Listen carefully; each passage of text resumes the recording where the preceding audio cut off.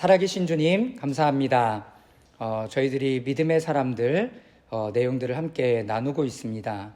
하루하루 주님의 말씀 가운데 살아가는 하나님의 사람들에게 은혜 주시고 또한 저희들이 그 믿음으로 살아가는 하나님의 사람들 되게 하여 주시옵소서.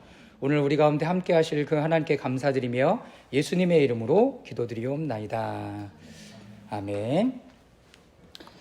지난주에는 노아에 대해서 말씀을 저희들이 함께 나누었습니다.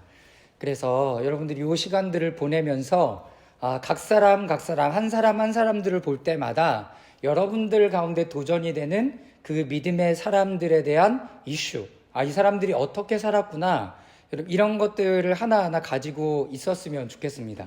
그래서 여러분들의 믿음의 삶을 이렇게 신앙생활을 끝까지 해나갈 거잖아요. 신앙생활을 한다는 거는 그냥 한순간 한때만 하는 게 아니라 계속 하나님하고 이렇게 걸어가는 여정이 됩니다. 그렇기 때문에 여러분들 가운데서도 한때만 믿고 한때만 주님과 동행하고 한때만 친밀한 게 아니라 날마다 주님과 친밀하게 그 여정을 감으로 여러분들이 그 그리스도의 형상을 계속 닮아가는 은혜가 있기를 바랍니다. 그리고 계속 우리는 보고 있지만 하나님을 믿는 거는 형성적이에요. 우리가 믿음을 지켜간다, 여기에서 성경 안에서 얘기한 대로 살아간다라는 자체가 우리의 믿음의 삶을 살아가는 것이고 다른 사람들에게 분명한 메시지를 주는 것이 될 수도 있다라는 이야기를 먼저 드립니다. 자, 오늘 아브라함, 믿음의 유산으로 받을 땅을 향해 나아감. 아브라함은 우리가 너무나 잘 알고 있는 것처럼 하나님께서 약속해 주셨던, 창세기 12장에 약속해 주셨던 그 약속을 믿고 나아갔던 사람이에요. 그런데 믿음의 조상이라고 이야기했을 때 저는 오늘 설교를 준비하면서 그것 때문에 믿음의 조상이라고 얘기하는 게 아니구나를 깨달았어요. 그것 때문에 믿음의 조상이 아니에요. 그러면 오늘 믿음의 조상이 무엇인가를 한번 더 보는 시간들이 될 수 있었으면 좋겠습니다. 자, 히브리서 11장 8절 말씀을 다 같이 한번 읽어보도록 하겠습니다. 시작. 믿음으로 아브라함은 부르심을 받았을 때에 순종하고 장차 자기 몫으로 받을 땅을 향히 나갔습니다. 그런데 그는 어디로 가는지를 알지 못했지만 떠나는 것이다. 네, 자, 첫 번째, 아브라함은 자신이 어디로 가는지 모르는 채 순종했다. 맞죠? 이 설교를 너무나 많이 들어서 아브라함 같은 사람이 되어야 한다라는 얘기를 수도 없이 들어서 우리는 이 얘기를 너무나 잘 알고 있습니다.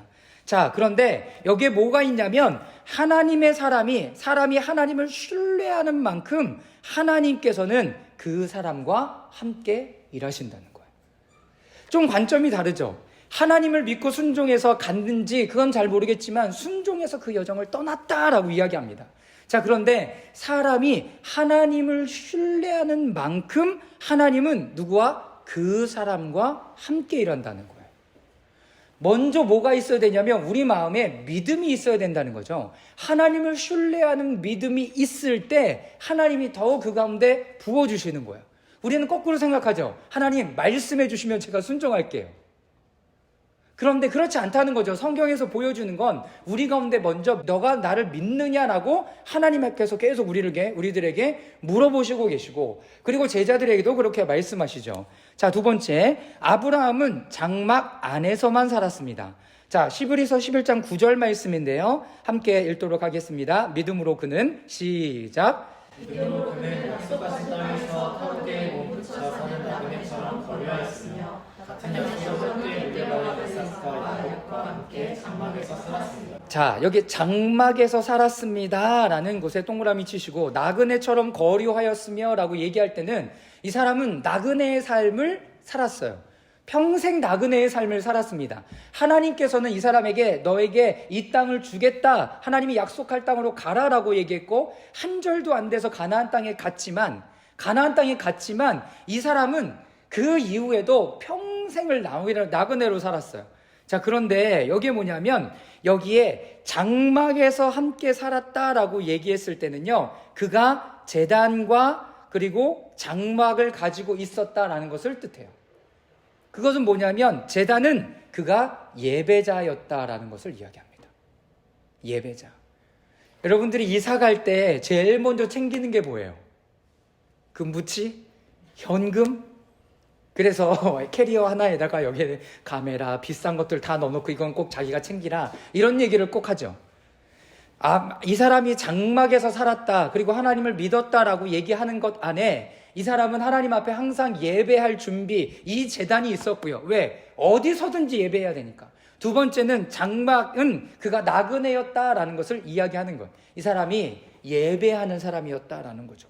그런데 너무나 재미있는 건 이 재단과 장막의 라이프 스타일의 생활 방식, 이것은 뭘 얘기하냐면 하나님께서 아브라함이 항상 하나님을 인지할 수 있는 뭘 내어드린 거냐면 기회를 내어드리는 거예요. 기회를 내어드리는 거예요. 인간은 어떤 존재예요? 안정을 계속 추구하는 존재입니다. 그런데 아브라함은 그런 컨디션을 가지고 있었음에도 불구하고 계속 떠돌이로 살아가고 있는 거예요. 나그네의 삶을 살아가고 있는 거죠.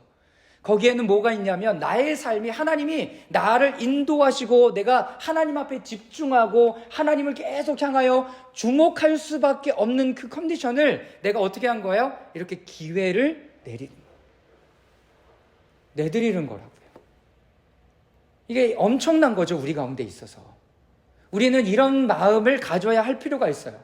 그래서 우리 재작년에 함께 그 김포에 가서 세미나 했을 때, 수련하고 세미나 했을 때 우리가 정말 민감하게 하나님의 일하심과 하나님의 역사하심과 하나님의 인도하심을 경험하려면 우리의 삶이 항상 어떤 삶으로 살아야 되냐면 아울리치의 삶을 살아야 된다라고 얘기했어요.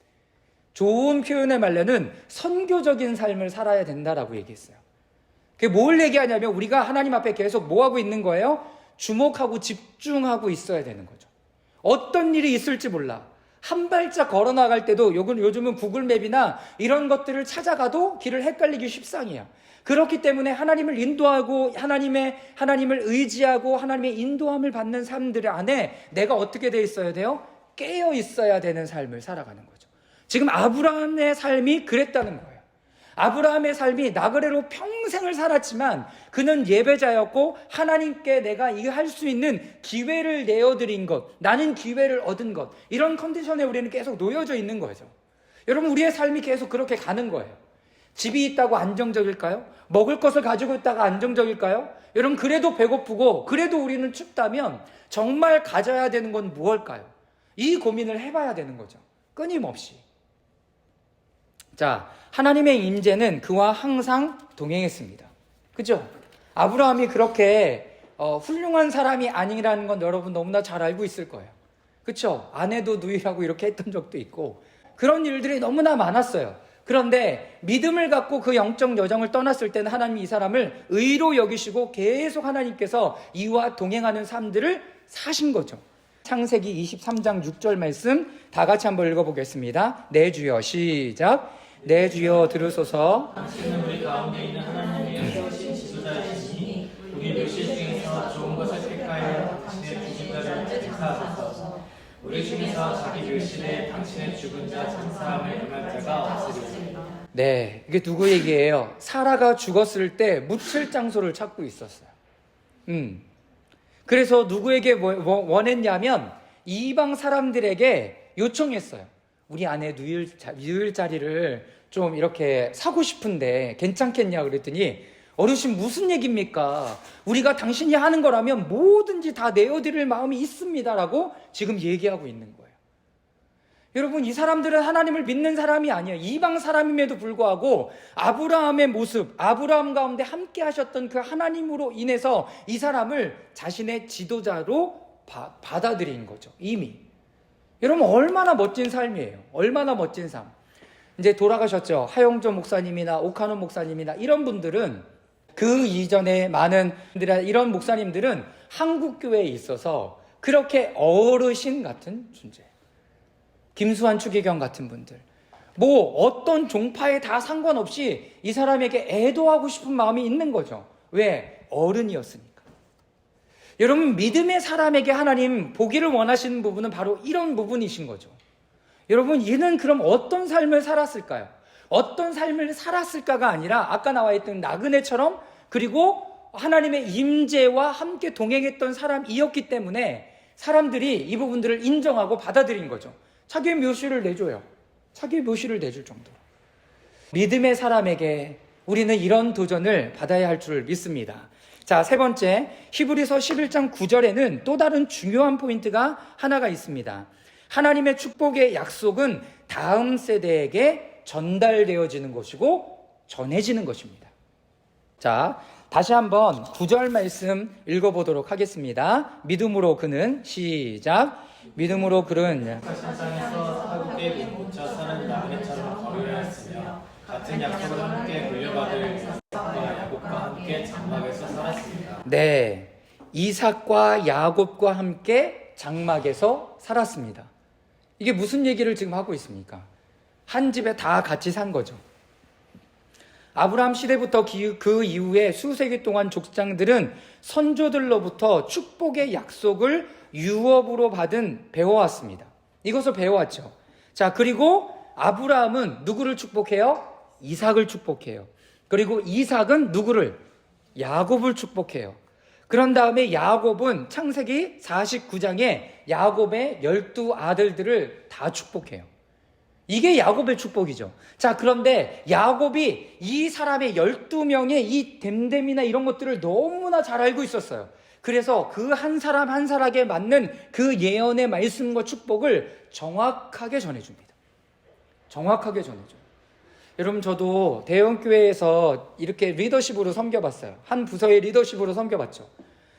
몇 명이 있었냐면 캠퍼스까지 사람들을 다 합쳐면 150명 정도 파트 교육자들이 있었어요. 너무나 재미있고 신기한 건 150명의 성향들이 다 눈에 들어와요. 150명의 성향들이 한 번에 다 들어와요. 그런데 그렇게 좀 카테고리를 나눠보면 장신, 총신, 트리니티, 그리고 감신은 없었지만 감신, 성결교 이런 사람들의 성향들이 다 달라. 다 달라. 여러분, 그래서 이 뒤에 나오지만 개신교에서는 목사님이라고 표현하지만 캐톨릭이나 정교회나 이쪽에서는 자신의 영적인 그 권위자를 뭐라고 표현하냐면 파더라고 해요. 아빠라고 칭해요. 그래서 우리들도 호칭할 때 파더 비쇼이, 파더 마카리우스 이렇게 얘기를 해요. 너무나 신기하죠. 내 영적 아버지라고 받아들이는 거예요. 받아들이는 거예요. 여러분, 여기 안에 놀라운 비밀이 있어요. 이 사람이 내 영적 아버지입니다 라고 얘기했을 때 너무 신기한 건 그 사람의 영적 권위가 어디로 흘러온지 아세요? 나에게 흘러와요. 나에게 흘러. 지금 이 얘기를 하고 싶은 거예요. 같은 약속을 함께 물려받을 이삭과 야곱과 함께 장막에서 살았습니다. 지금 이 얘기를 하고 싶은 거예요.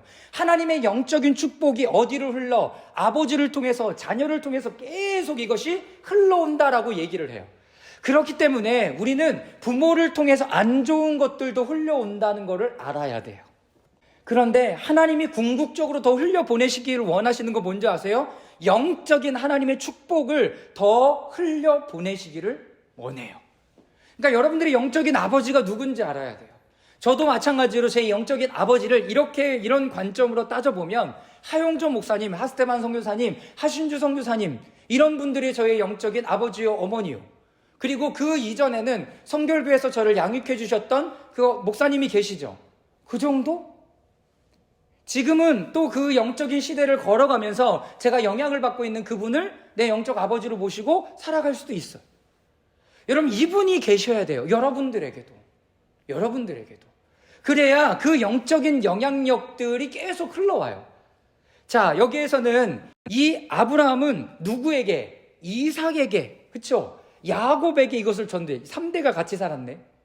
이 3대가 살으면서 영적인 영향력을 알고 영적인 축복과 영적인 권위도 동일하게 가지고 있었어요. 그래서 이삭은 에서가 아니라 누구? 야곱에게.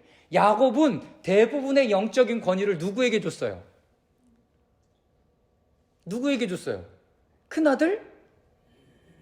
이제 설교 들어서 조금 감이 잡혀요. 첫째 아들, 둘째 아들, 셋째 아들은 첫 번째 누구의? 레아의 소생이었어요. 그래서 가지면서 이름을 뭘로 지었어요? 루벤. 이제야 나를 사랑하겠지? 이런 것들이 바뀌어졌을 때 유다라고 했을 때 하나님을 찬양하리라 라고 얘기했죠. 유다에게, 그리고 또 누구에게? 사랑했던 요셉에게 흘러갔죠. 이 영적인 권위가 이렇게 흘러가는 거예요. 이렇게 흘러가요. 그렇기 때문에 여러분들에게도 그 영적인 권위를 흘려받을 사람들이 필요한 거죠. 이삭과 야곱의 이야기를 보면 이삭이 자기 아버지인 아브라함의 축복과 그 말을 믿고 그 위에 그것을 야곱 위에 선포한 것을 볼 수 있습니다. 그리고 야곱은 그의 12아들에게 이것을 계속 흘려보냈죠. 여러분들, 근데 그런 영적인 영향력들이 지금까지 오는 것 같아요? 이것이 계속 끊어져요. 우리가 이 부분을 통해서 이런 부분들을 전달받지 않고 배우지 않고 전수받지 않으면 이런 것들이 뚝뚝 끊겨요. 그리고 뿌리가 어딘지도 모르는 것들을 갖고 나의 영적인 아버지가 줬다, 나의 영적인 영향력이다 라고 이렇게 얘기할 수도 있는 거죠.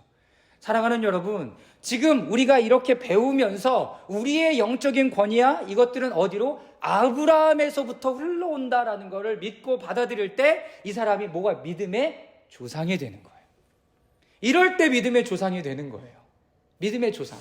그러니까 뜬금없이 내가 여기 있고 뜬금없이 내가 영적인 이 영향력을 받은 게 아니에요.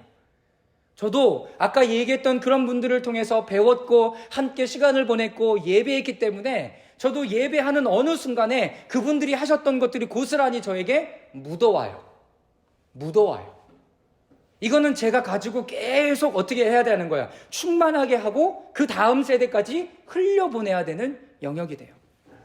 제가 마지막으로 섬겼던 교회에서 저보다 한 10살, 15살 이상 그 뒤에 있던 목사님이 저에게 이런 얘기를 했어요. 목사님, 저는요, 경배와 찬양에서 하는 것처럼 그런 집단적인 회심을 하는 자리에 한 번도 경험해 본 적이 없습니다. 라는 얘기를 하는 거예요. 그러니까 여러분들도 마찬가지죠. 어떤 건 봤어요. 뭐 이렇게 패션이나 이런 거 하면서 사람들이 많이 모여 있는 건 봤지만 그게 아니라 이제 예배 세미나 때 나누겠지만 경배와 찬양처럼 막 스테디움에 와 있어서 거기에 수없이 많은 사람들이 그 안에서 회심하고 돌이키고 자기가 선교사로 헌신하고 예배하겠다라고 얘기하는 사람들이 이렇게 없다는 거죠. 자신이 경험해 본 적이 없대요. 그러니까 그 사람은 어떤 것만 할 수 있냐면 지금 말씀 안에서 말씀을 깊게 자기가 풀어서 그냥 얘기하는 것밖에 할 수 없는 거죠. 자, 이렇다면 이런 풍성함은 어디에 있겠습니까? 풍성함은 이런 것들을 다 경험하고 같이 누릴 수 있고 나눌 수 있는 이 자리가 더 풍성한 거겠죠. 여러분, 그렇기 때문에 영적인 유업을 갖는 것, 그리고 그 유업 안에서 내가 신앙생활하는 것은 굉장히 큰 특권이 됩니다. 그러나 이제 안타깝게 자녀에게로 축복하는 이 전수는 얼마 되지 않아서 계속 중단이 되었어요. 그래서 우리에게까지도 이 영적인 유업들이 얼마나 흘러나오고 있는지는 좀 잘 살펴봐야 되겠죠. 자, 그것은 누구의 책임인가 그러면? 누구의 책임일 것 같아요? 아버지의 책임? 여기서는 자녀들의 책임이다라고. 자녀들이 성령에 충만해서 이것들을 내 영적인 유업이고 내 것이다라고 받아들일 수 있어야 한다라는 거예요. 그러니까 여러분 부모님에게서도 좋은 것들 받고 안 좋은 것 이렇게 거부하고 싶은 마음 있잖아요. 안 돼. 보면 내 안에 그것이 숨겨져 있는 것들도 너무나 많아요. 그렇기 때문에 잘 분별할 필요가 있어요. 그래서 영적인 영향력 안에 내가 어떻게 이 부분들을 가져가야 될 건지 성령에 충만할 때 이것이 분별되기 시작해요. 다 받아들이는 게 아니에요. 다 좋은 거구나, 다 내 거구나, 다 받아들이는 게 아니에요. 자, 아버지께서 영적 아버지에게 주시는 축복이 그의 후손에게도 미치는 것은 굉장히 중요하다. 그러나 이 일이 일어나기 위해서는 그 후손이 그 자녀가 성령의 삶을 살아야 하는 것입니다. 여러분들이 성령의 그 삶, 그리고 성령의 체험, 그리고 그 은혜 가운데 머물러져 있어야 돼요. 자, 말라기 4장 6절 말씀 우리 다 같이 한번 읽어보도록 하겠습니다. 시작. 그가 아버지의 마음을 자녀에게로, 자녀의 마음을 아버지께로 돌이킬 것이다. 돌이키지 아니하면 내가 가서 이 땅에 저주를 내리겠다. 자, 말라기서 거의 끝에 있는 말씀이에요. 어떤 일에서부터 회복이 이루어져요? 아버지의 마음이 자녀에게로, 자녀의 마음이 아버지에게로 돌아오면서 계속 이것이 회복돼요. 자, 근데 이 마음을 누가 한다라고 얘기하냐면 누가복음 1장 17절 말씀은 이거를 누가 하냐면 세례 요한과 예수 그리스도께서 하실 사역이다라고 이야기를 합니다. 자, 누가복음 1장 17절 말씀 다 같이 함께 읽겠습니다. 시작. 그가 또 엘리야의 심령과 능력으로 주 앞에 먼저 와서 아버지의 마음을 자식에게 거스는 일을 이내 승리에 돌아오게 하고 주를 위하여 세운 백성을 준비하리라. 네, 이게 바로 세례 요한의 사역이었죠. 세례 요한의 사역. 아브라함을 통해서 하나님께서 주셨던 그 축복, 너에게도 주셨다라고 얘기하면 받아들이고 그렇게 설교를 들어왔어요. 여러분, 그런데 그거는 그냥 여러분들에게 뚝 떨어지는 게 아니라 계속 전수되는 거예요. 그리고 우리가 이것을 가져갔을 때 하나님께서는 세례 요한과 예수 그리스도를 통하여 우리에게 더 큰 은혜로 부어지고 이것이 확인되기 시작하겠죠. 네. 자, 그러면 이렇게 아버지와 아들에게 전수되어야 하는 복은 무엇인가? 하나님의 복은 무엇인가 하는 거예요. 그 복은 무엇이냐면 바로 하늘의 예루살렘을 보는 눈입니다. 다음을 보는 눈이에요. 다음. 믿음의 사람들에게, 노아에게 주셨던 다음, 그 믿음의 사람인 노아에게 주셨던 하나님의 약속은 그 심판 이후에 다음 세계를 모두 다 전수받아요. 이 사람들밖에 없었으니까. 그런데 지금 아브라함을 통해서는 뭘 지금 아브라함이 봤다라고 얘기하냐면 히브리서 11장 10절 말씀, 그는 하나님께서 설계하시고 세우실 든든한 기초를 가진 도시를 바랐던 것입니다. 이 성은 뭐예요? 하늘의 예루살렘이죠. 아브라함이 어떤 삶을 살았다고 했어요? 나그네의 삶을 살았다고 했어요. 이 땅에서 나그네의 삶을 살아요. 어디로 발붙일 곳이 없는 그런 곳으로 살았는데 이 사람이 그렇게 믿음의 삶을 살아갔던 이유는 뭐예요? 하늘의 성 예루살렘을 보았기 때문에, 나는 거기로 가야 되겠다, 내 원래의 본향이 거기다라는 것을 알고 있었기 때문에. 이게 축복이죠. 그런데 이것을 봤던 사람이 너무나 많아요. 너무나 많아요. 예수 그리스도는 물론이거니와 스데반도 마찬가지죠. 스데반도 그가 죽었을 때 하늘의 성을 보는 거예요. 보좌를 보는 거죠. 그리고 하나님의 자녀들이 계속 전수된 것 안에서 이 믿음의 눈으로 우리가 살고 발 붙일 곳이 여기가 아니라 이곳은 내가 나그네로 사는 것이고 우리가 가야 될 곳은 하늘의 성 예루살렘이다라고 하는 것 안에서 이 땅에 뭐가 정리되는 거예요? 이 땅의 스탠스가 정리되는 거예요. 이 땅의 스탠스. 더 잘 살았으면 좋겠죠. 더 잘 먹었으면 좋겠죠. 더 좋은 것들 가졌으면 좋겠죠. 여러분, 장막이 커지면 좋겠지만 이거 다 싸질러주고 또 어떻게 다녀요? 우리가 어디를 바라보느냐에 따라서 우리의 짐과 우리의 스탠스가 완전히 달라진다는 거죠. 이 성은 어디예요? 하늘의 예루살렘입니다. 아브라함은 수천 년 전에 뭘 봤어요? 이 성 예루살렘을 봤어요. 이렇기 때문에 이 사람이 믿음의 주상이고 아버지예요. 하늘의 성을 봤어요. 그리고 그것에 고정할 수 있었고 실제로 이 성을 보는데 점점 가까워지는 우리는 아브라함의 믿음이 없다는 것이 참 안타까운 일 중에 하나죠.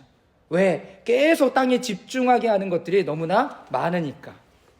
히브리서 11장 39절에서 40절까지 말씀 우리 다 같이 또 읽어보도록 하겠습니다. 시작.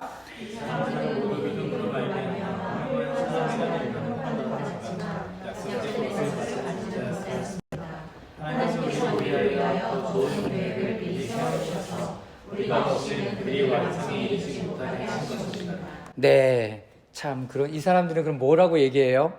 이 사람들은 모두 믿음으로 말미암아 훌륭한 사람이라는 평판은 있지만 뭘 갖지 못했다요?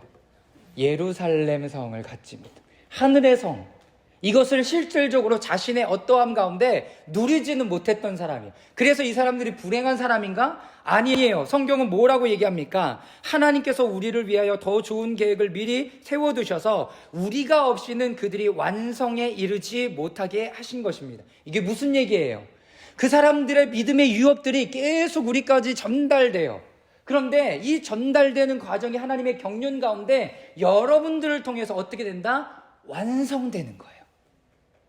점점점 하나님의 나라가 구체적이 돼요. 구체적이 되고 더 실제가 돼요. 하늘의 예루살렘을 보고 이 땅 가운데 그 삶을 풀어내려고 하는 사람들이 점점 더 많아지고 있다는 거예요. 아브라함은 자신이 누일 여러분 땅 한 평도 없었어요. 근데 이 사람은 그것을 보는 것만으로도, 이것을 다음 세대에 전수하는 것만으로도 충분히 자신의 사명을 다 감당했고 기뻐했던 사람이었어요. 기뻐했던 사람이었다고요. 자, 계속 볼까요? 자, 히브리서 저자는 다음 장이 이 도성이 하늘의 예루살렘임을 분명하게 이야기하고 있다. 제가 읽어볼게요. 그러나 여러분이 나아가서 이른 곳 시온산 곧 살아계신 하나님의 도성인 하늘의 예루살렘입니다. 여러분은 축하 행사에 모인 수많은 천사들과, 여러분 이 말씀 생각나요? 성경에 이 말씀을 찾아보면 히브리서 12장 요 문단이 끊어지는 그 위에 뭐라고 얘기해요? 믿음의 사람, 하나님의 사람이 다다라 이를 곳, 이렇게 써놨어요. 아예 표절을 그렇게 정해놨다고요. 여러분들이 예수 그리스도의 그 십자가와 부활과 이 승천, 다시 오심을 믿고 살아가는 사람들에게 어떤 하늘의 새 예루살렘에 대한 삶을 이미 우리들에게 허락해 주신 거라는 거죠. 이 땅에서 누릴 수 있게도 주님이 만들어 주신 거예요. 여러분, 그래서 이 경륜은 우리 때에 더 구체적으로 풀어지고 나타나게 되는 거죠. 자, 그렇다면 아브라함이 받았던 그 믿음의 하나님의 축복의 여정이 계속 우리 가운데 전수되려면 이 말씀을 우리 가운데 믿고 또 우리도 어떤 삶을 살아야 돼. 그 삶을 살아가며 다음 사람들에게 이것들을 전수하는 것이 우리의 부르심의 사명이 될 수 있습니다. 자, 아브라함은 어떻게 이 장면을 보고 자녀에게 전수할 수 있었는가? 히브리서 11장 13절에서 15절까지 다 같이 한번 읽어보겠습니다. 이 사람들은, 시작. 이 사람들은 모두 믿음을 따라가 살다가 죽었습니다. 그를 약속하신 것을 받지는 못했지만 그것을 멀리서 바라보고 반겼으며 땅에서는 길손과 나그네 신세임을 깨달았습니다. 이런 말을 하는 사람들은 자기네가 고향을 찾고 있다는 것을 나타내는 것입니다. 그들이 많이 떠나온 것을 생각하고 있었다면 돌아갈 기회가 있었을 것입니다. 네, 자, 첫 번째, 멀리서 바라보았지만 어떻게 했대요? 반겼대요. 좋아했대요. 아, 저기가 바로 내가 가야 할 곳이구나. 여러분, 그것 하나만으로도 이미 그 사람은 충분했어요. 두 번째, 나그네 신세임을 어떻게 해요? 받아들였어요. 아, 나는 왜 집 한 채가 없지? 이 많은 서울 바닥에 왜 내 집 하나가 없지? 여러분, 이렇게 하는 것이 우리의 고백이고 얘기잖아요. 여러분, 그런데 이 사람들은 나그네 신세임을 어떻게 그냥 받아들였어요. 그리고 고백했습니다. 고백했죠. 저는 원래 나그네입니다. 내 원래 돌아갈 본향이 있어요. 이 얘기는 또 누가 했어요? 신약에 가면 사도 바울도 똑같이 했어요. 우리의 시민권은 하늘에 있습니다 라고 얘기해요. 우리의 시민은 하늘에 있습니다. 여러분, 똑같아요. 같이 움직이고 있는 거죠. 같이 움직이고 있는 거예요. 세 번째, 그러면 우리가 가야 할 본향이 있다는 것을 알았고 찾고 있었고, 네 번째, 그의 삶에는 뭐가 없었어요? 후회함이 없었습니다. 이렇게 살아가는 것, 하나님과 동행하는 삶, 그 기회를 내어드리는 것, 그리고 그 주님과 동행하는 것으로 이 땅에 나그네 신세이던 집을 가지고 있는 삶이건 중요하지 않았어요. 그걸로 충분했어요. 여러분, 이 사람은 후회하는 삶이 아니었습니다. 근데 15절 말씀에 이렇게 얘기하면 돌아갈 기회가 만일 떠나온 것을 생각하고 있었더라면 돌아갈 기회가 있었을 것입니다. 우리가 계속 우리의 옛날 집 좋았는데, 그 집이 더 좋았는데, 거기는 뭐도 좋고 뭐도 좋고 이렇게 계속 생각하고 있으면 이 사람의 마음은 여러분 돌아가고 있는 거예요. 그렇기 때문에 그러지 않으려면 믿음의 발걸음을 계속 내딛고 있어야 돼요. 그게 나그네의 삶인 거예요. 이제 나그네 삶 됐으니까 정착하자. 그때 우리의 삶은 어디로 돌아가는 거예요? 원점으로 돌아가기 시작해요. 나 충분해라고 얘기하는 순간 나는 원점으로 되돌아가는 거예요. 죄송하지만. 그렇기 때문에 우리의 삶과 믿음과 신앙은 계속 주님을 향하여 더 깊어지든지 가만히 있지 않고 어떻게 되는 거예요? 떨어져 가는 거예요. 그들은 이 땅에서 완전히 떨어진 나그네로 살았습니다. 하나님께서 아브라함에게 본토와 아비집을 떠나라고 하셨을 때 아브라함은 처음부터 진정 떠난 것입니다. 이것은 육신과 땅의 묶임과 매임들을 끊고 본향인 하늘과 연결되는 성경의 개념입니다. 그러므로 우리는 종종 땅에 묶이기 때문에 내 위에서 내려오는 도성을 보지 못하는 것입니다. 자, 네 번째, 아브라함의 삶의 또 다른 특징이 뭐가 있냐면 믿음의 분량에 대한 내용입니다. 이 사람은 얼마큼 믿음을 가지고 이렇게 확신 있게 살았나? 자, 보면 이렇게 기록합니다. 11절 12절 제가 읽을게요. 믿음으로 사라는 나이가 지나 수태할 수 없는 몸이었는데도 임신할 능력을 얻었습니다. 그가 약속하신 분을 신실한 분으로 생각했기 때문입니다. 거기에 밑줄 보세요. 약속한 분이 누구냐는 거예요. 누가 약속해 줬어요, 그거를? 하나님이 약속해. 그러니까 이 하나님을 어떤 분이라고 인정하고 받아들였냐면 이분이 신실하신 분이다. 이 약속을 지키는 분이다. 이게 지금 하나님의 성품에 대한 인지함이에요. 근데 이 사람은 하나님을 경험한 적도 없고 창세기 12장 1절부터 3절까지 처음 부름을 받았는데도 이 마음이 생겼어요. 은혜죠. 은혜죠. 그리고 그 여정을 계속 가요. 자, 그 이후에도 마찬가지죠. 자, 그래서 죽은 사람이나 다름없는 한 사람에게서 하늘의 별과 같이 많고 바닷가의 모래와 같이 셀 수 없는 많은 자손이 태어나게 되었습니다. 끊어졌다는 것, 이거보다 뭘 더 신뢰하고 믿었던 거예요? 하나님의 하나님 되심을 신뢰하고 믿었던 사람이 바로 아브라함이었습니다. 자, 로마서 4장 18절에서 21절까지 말씀은 저와 여러분들이 한 절씩 교독하며 읽도록 하겠습니다. 18절입니다. 아브라함은 희망이 사라진 때에도 바라면서 믿었으므로 너희 자손이 이와 같이 많아질 것이다 하신 말씀대로 많은 민족의 조상이 되었습니다. 그가 백세가 되어서 자기 몸이 죽은 것이나 다름없고 또한 사라의 때로 죽은 것이나 다름없는 줄 알면서도 그는 믿음이 약해지지 않았습니다. 그는 하나님의 약속을 믿고 의심하지 않았습니다. 오히려 그는 믿음이 굳세어져 하나님께 영광을 돌렸습니다. 그는 하나님께서 스스로 약속하신 바를 능히 이루실 것이라고 확신하였습니다. 네, 19절에 믿음이 약해지지 않았습니다. 거기 표시. 20절, 그는 하나님의 약속을 믿고 의심하지 않았습니다. 거기 표시. 오히려 그는 믿음이 굳세어져 하나님께 영광을 돌렸습니다. 거기 표시. 21절, 하나님 약속하신 바를 능히 이루실 것이라고 어떻게 확신하였습니다. 여러분, 근데 여기서 얘기하는 믿음, 확신, 이거는 그냥 내 마음에 일어났던 것을 믿고 확신하는 게 아니에요. 여러분들이 헷갈리지 말아야 되는 것은 하나님의 말씀이에요. 이가 붙잡았던 건 하나님의 말씀이에요.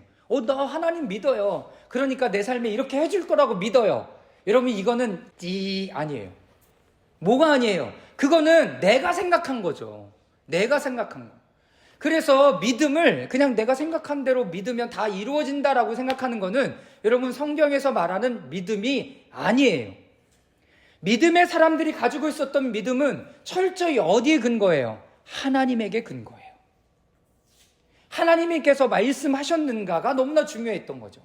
그래서 여러분들의 내면 가운데, 생각 가운데 울림받았던 그것이 정말 하나님의 말씀인가를 확인하려면 어떻게 해야 돼요? 하나님의 성경의 말씀에 있는지 보세요. 그 말씀이. 그 말씀을 보시라고요. 우리가 근본적으로 삼아야 되는 것은 하나님께서는 본인이 말씀하신 것 가운데 얘기를 하세요. 그렇기 때문에 이 말씀이 너무나 중요한 거죠. 그래서 내 마음에 이랬어요. 내 마음에 저랬어요. 이런 것이 우리의 분별의 기준이 아니에요. 더 중요한, 하나님 나에게 말씀하셨다. 아브라함, 하나님이 약속의 땅으로 가라. 내가 자녀를 주겠다. 땅을 주겠다. 이렇게 말씀하셨을 때 아브라함이 믿고 신뢰할 수, 이때는 성경이 없었죠. 그럼에도 불구하고 신뢰할 수 있었던 건 그분에 대한 확신이 그 사람에게 있었던 거죠. 의심하지 않았어요. 여러분, 얼마큼 되면 의심하지 않고 그렇게 갈 수 있을까요? 의심하지 않고. 여러분, 그 정도에 가졌던 아브라함, 그 믿음이 아브라함의 믿음이었다라는 거예요. 근데 지금은 모두 있어요. 성경도 있고, 성경을 해석해낸 주석도 너무나 많고, 책들도 너무나 많고, 그리고 큐티도 하고 있고, 그리고 설교도 너무나 많아요. 여러분, 그렇다면 여러분들이 분별할 수 있는 유일한 기준은 성경으로 가져가야 돼요. 하나님의 말씀. 내가 누가 이렇게 얘기하는 걸 들었어. 하나님이 주신 마음인가 보다. 그러면 이 말씀 가운데 확인하려고 여러분들이 그 가운데 거하셔야 돼요. 내 마음에 그냥 일어났다고 해서 그게 다 하나님의 말씀이다라고 말할 수 없다는 거죠. 그러나 아브라함은 어떻게 됐어요? 여러분, 확신했어요. 믿음이 약해지지 않았어요. 근거를 누구에게 둔 거예요? 나에게 둔 게 아니라 하나님에게 뒀기 때문에. 하나님에게 두었기 때문에. 그는 믿음이 약해지지 않았을 뿐만 아니라 의심도 하지 않았다. 오히려 더욱 굳세어졌고 하나님께 영광을 돌렸다. 그는 확신했다. 알았던 것이다. 자, 히브리서 11장 15절입니다. 제가 읽을게요. 그들이 만일 떠나온 것을 생각하고 있었더라면 돌아갈 기회가 있었을 것입니다. 그때 우리는 믿음을 행하는 것이 유혹을 이기는 바른 태도가 됩니다. 그러니까 여러분들이 이제 40일 금식을 하실 거예요. 각자 필요한 부분에 기도하면서 하나님 주신 마음을 나누겠죠. 지난주 수요일에 얘기했던 것처럼 금식이 목적이 아니에요. 다른 어떤 것이 목적이 아니에요. 그 광야에서 누구를 만나는 게 목적이에요? 하나님을 만나는 거예요. 그 하나님을 만나서 나를 드러내시고 또 하나님을 드러내셔서 하나님이 이런 분이시구나, 또 내가 이런 사람이구나를 깨닫고 하나님 앞에 돌이키는 시간을 갖는 것이 그 시간의 진정한 목적이 됩니다. 하나님은 엄청나게 많은 보물을 어디다 숨겨놓으셨는지 아세요? 광야에 숨겨놓으셨어요. 광야에. 그럼 어디로 가야 돼요? 광야로 가야 돼요. 광야로 가야 됩니다. 자, 마지막 5번째. 아브라함 삶에서 배울 수 있는 또 다른 중요한 교훈은 하나님께서 아브라함에게 아들 이삭을 바치라고 하셨을 때 그가 보인 반응과 관련된 것이다. 창세기 22장 1절에서 2절까지 말씀 다 같이 또 함께 읽겠습니다. 시작. 하나님이 있으시 얼마 뒤에 하나님이 아브라함을 시험해 보시려고 그를 부르셨다. 아브라함아, 또 부르시니 그의 여기 있습니다 하고 답하였다. 하나님이 말씀하셨다. 너의 아들을 내 사랑하는 외아들 이삭을 데리고 우리 아들과 결혼하라. 내가 너에게 이르는 산에서 그를 번제물로 바치라. 네, 자, 아브라함이 이제 하나님의 말씀을 듣고 엄청난 시험 가운데 통과합니다. 여기에 보면 22장 1절 보면 이런 일이 있은 지 얼마 뒤에 라고 돼 있어요. 어떤 일이냐면, 그런데 여기서 가장 중요한 사건은 창세기 21장 9절 말씀에 보면, 그런데 사라가 보니 이집트 여인과 하갈 사이에 아브라함 사이에 태어난 아들 이삭을 놀리고 있었다. 사라가 아브라함에게 말하였다. 저 요정과 그 아들을 보내십시오. 저 요정의 아들은 나의 아들 이삭과 유산을 나눠 가질 수 없습니다. 그렇게 어떻게 해요? 떠나보내요. 그러니까 아브라함에게 하나님께서 옵션을 안 줘요. 옵션을 안 줘요. 하나는 하나님의 약속에 따라서 낳은 아들이고요. 하나는 그 전통과 관습 가운데 얻었던 아들 이스마엘이에요. 근데 어떤 일이 벌어져요? 9절 보면 이스마엘이 이삭을 계속 괴롭히죠. 같은 집에 살 수 없는 거예요. 그죠? 그래서 어떻게 해요? 떠나보냅니다. 만약에 이 둘 컨디션 가운데 했으면 아브라함이 더 고민했을 거예요. 내가 이 아들을 갖다 바쳐라 그러면 누구를 바칠 거야? 누구를 바칠 거야? 옵션이 있잖아. 육의 자녀, 영의 자녀. 누구를 바치지? 그래서 하나님은 먼저 이 사건 떠나보내고 정말로 이 아들만 남았을 때 어떻게 해요? 이 시험을 치르게 하세요. 이 시험을 치르게. 옵션이 없어요. 아들 하나밖에 없으니까. 얘를 얘기하는 거구나. 아시는 것처럼 아브라함은 일찍 일어나서 이삭과 함께 모리아산으로 예배드리러 가요. 제사 드리러 가는 거죠. 자, 여기에 중요한 것은 뭐냐면 아브라함은 하나님께서 죽은 자 가운데서 살리실 수 있다라는 이 마음이 이미 있었다라는 것을 알 수 있습니다. 히브리서 11장 19절 말씀 우리 다 같이 한번 읽어보겠습니다. 히브리서 11장 19절 말씀입니다. 함께 읽겠습니다. 시작. 하나님께서는 이삭을 죽은 사람들 가운데서도 살리실 수 있다고 아브라함은 생각했던 것입니다. 그러므로 비유하자면 아브라함은 이삭을 죽은 사람들 가운데서 되받은 것입니다. 네. 여러분, 여기서 중요한 포인트는 뭐예요? 하나님께 순종할 준비를 갖추고 하나님께서 그 모든 것을 다 살리실 수 있다라는 것을 믿는 거예요. 자신의 명성, 사역, 이 모든 것은 이룰 수 있지만 하나님께서는 이 모든 것을 되살릴 수 있다라는 거죠. 그래서 누구든지 나의 제자가 되려면 자기 십자가를 지고 나를 쫓을 것이니라 라고 얘기해요. 여기 명성, 사역, 이건 뭐예요? 다 나의 나를 대표하고 드러내는 것이 될 수 있습니다. 자기 십자가를 진다는 것은 여러분 이런 부분들을 다 십자가에 못 박고 나를 따라올 수 있겠느냐라고 하나님께서 말씀하신다면 여러분 따라갈 수 있는 그 마음을 갖는 거예요. 아브라함은 이미 그 마음을 가지고 있었던 사람인 거죠. 사랑하는 여러분, 오늘 우리가 아브라함의 믿음에 대한 이야기들을 계속 듣고 있습니다. 왜 믿음의 조상이에요? 왜 믿음의 조상? 이 사람을 통해서 하나님을 만났던 그 복이 이 사람들을 통해 이 사람과 이삭과 야곱을 통해서 요셉을 통해서 계속 흘러가요. 이래서 믿음의 조상이죠. 그런데 이가 가졌던 그 믿음 자체도 어떤 거였어요? 엄청나게 큰 믿음의 분량을 가지고 있었던 사람이죠. 그런데 하나님께서 그 사람을 만나주시고 아들을 이삭을 바치라라고 얘기할 때까지 이 사람은 모든 사건 가운데 하나님과 함께 동행하는 삶을 계속 살아요. 동행하는 삶을 계속 살아요. 그렇기 때문에 하나님 앞에 바치라라고 얘기했을 때 아브라함이 하나님은 모든 것을 다시 되살릴 수 있는 분이구나, 부활시킬 수 있는 분이구나, 이것들을 확인하고 알고 있었던 거죠. 저럼 여러분 모두에게 그 삶이 있기를 주님의 이름으로 축원합니다. 여러분 그게 아무렇게나 해서 살아간다고 그게 우리 가운데 장착되는 게 아니에요. 커지는 게 아니에요. 매 순간 내가 좋을 때든지 안 좋을 때든지 슬플 때든지 기쁠 때든지 주님과 계속 나누고 함께하는 삶들을 살아갔을 때 이 사람이 진짜 어떤 사람인지 알게 되는 거죠. 하나님이 어떤 분인지 알게 되는 거예요. 여러분 오늘 이 말씀을 들으면서 여러분들에게 남는 또 하나님의 말씀은 어떤 것입니까? 믿음의 사람? 그냥 하나님을 믿으면 되는 거 아니야? 근데 믿음의 사람에게 주셨던 또 하나의 어떤 포인트 하나는 그 사람에게 주셨던 하나님의 복이 있다는 거죠. 하나님의 복이 있다는 거예요. 근데 이 복이 우리 세대에만 끝나는 것이 아니라 이 다음 세대까지도 전수가 돼야 되는 거예요. 누구를 통해서 전수가 돼요? 영적 아버지를 통해서 전수가 돼요. 그것이 계속 우리 가운데 전수가 되고, 이건 가정에서도 마찬가지죠. 가정에서도 영적인 좋은 유업들이 있어요. 우리 아이에게 어떤 것을 전수하고 나눠줄 것인가? 내가 가지고 없는 것을, 갖지 못한 것을 나눠줄 수 없어요. 갖지 못한 것을 나눠주는 게 아니라 이미 내 안에 가지고 있는 것.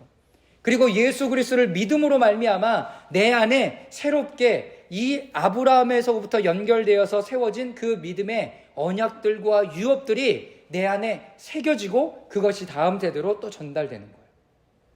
또 전달되는 거라고요.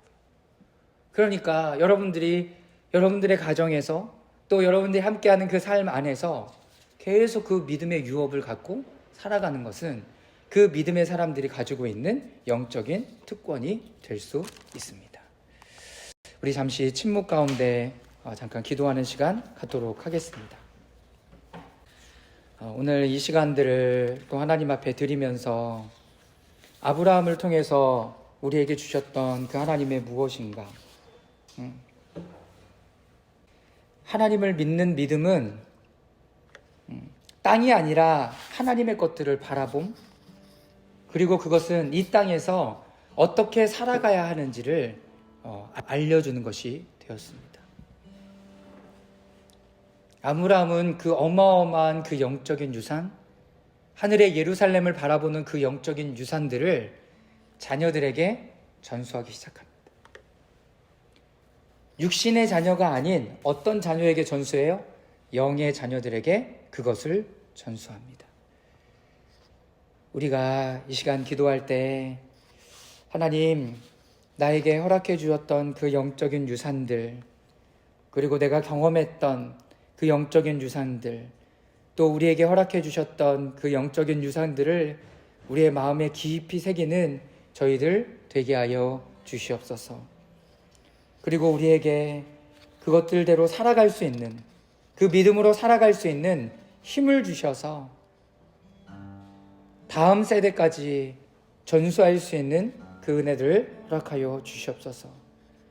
먼저 우리에게 주신 것이 어떤 것인지 알고 그 삶을 살아가는 저희들 되게 하여 주시고, 그 삶을 다음 세대까지로 살아가는 저희들 될 수 있도록 은혜를 내려 주시옵소서. 기도하겠습니다.